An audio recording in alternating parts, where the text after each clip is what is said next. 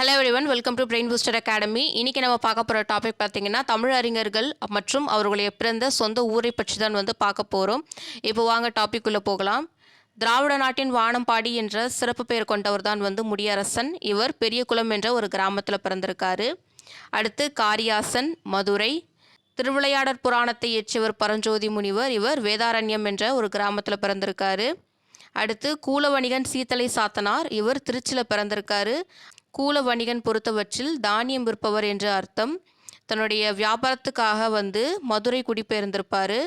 அது மட்டும் இல்லாத ஐம்பெருங்காப்பியங்களுள் 2வது காப்பியமான மணிமேகலை இயற்றியவர் சீத்தலை சாத்தனார். அடுத்து கனிமேதாவியர். இவர் ஏலாதி என்னும் நூலை இயற்றியவர். இவர் மதுரையில் பிறந்திருக்காரு. வடமொழியில் வால்மீகி எழுதிய ராமாவதாரத்தை அதனை தமிழில் மொழிபெயர்த்தவர் தான் கம்பர்.